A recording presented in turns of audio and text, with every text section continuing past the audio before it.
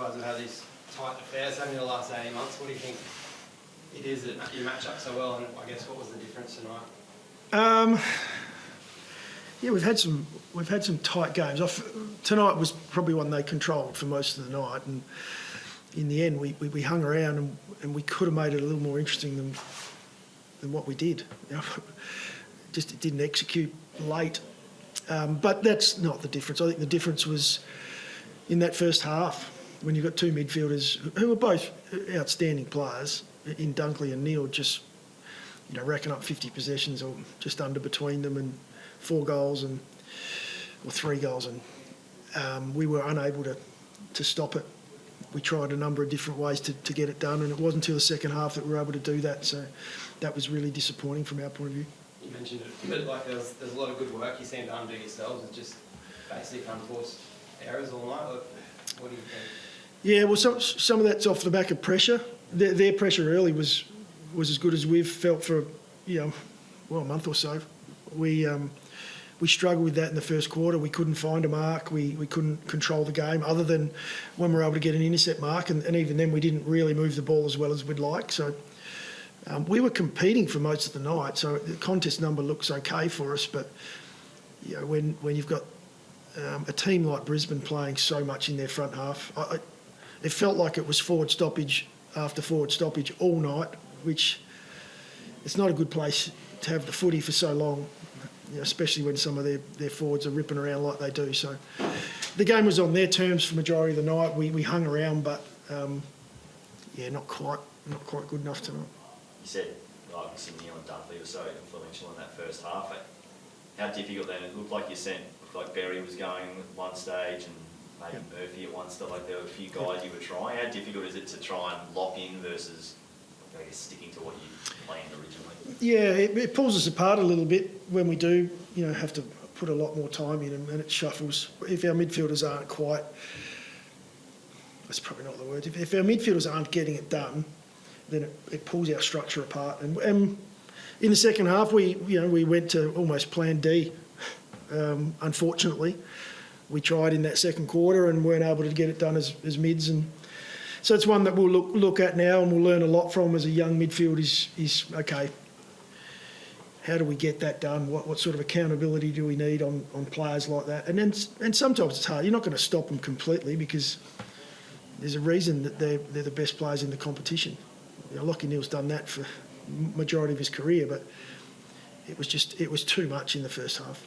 How are you weighing up, trying to learn more about guys like Dowling, you're trying to learn about players versus still trying to win games when your finals are almost out of the equation now? No, it's a combination at the moment. We come into every game believing we're good enough.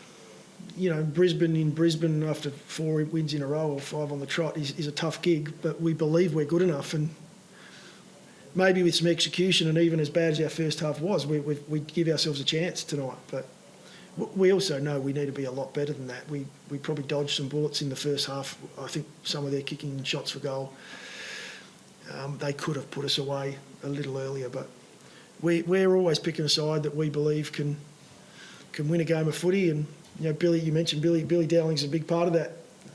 As is. We brought Zach Taylor on in the last quarter as a midfielder. He's a young lad who's just starting his career out. We'll continue to do that. Dawson was a bit quiet tonight. What do you put that down to? Just an off game? Or? It's probably an opposition getting on top of us and dominating us through that first half. We trialled a few things in the second half with Dawes, position-wise, but unfortunately that was their midfield in the first half of the game.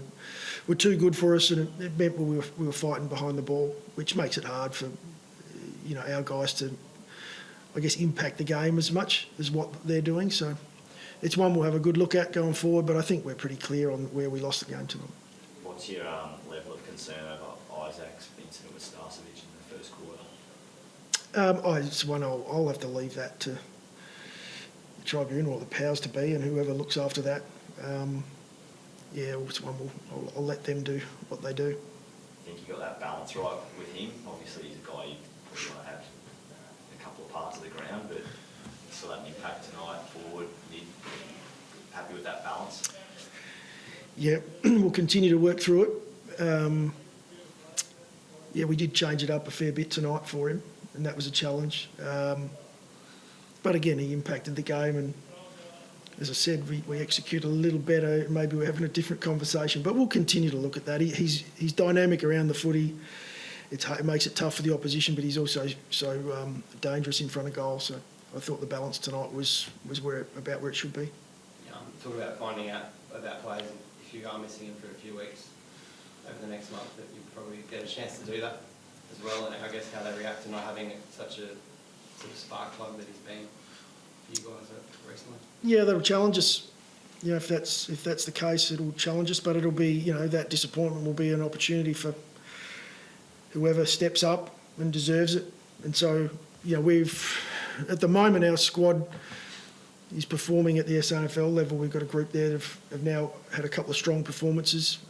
We've got a few there that are putting their hand up and saying, I'm ready to play. Not necessarily, you know, in that midfield area as such, but we'll look at that and how we adjust going forward. Keane, very good tonight. How have you seen his development, yes, and improvement? Yeah, he's unique, Keeney. He's it's a word I use for both when he does amazing things and for when he does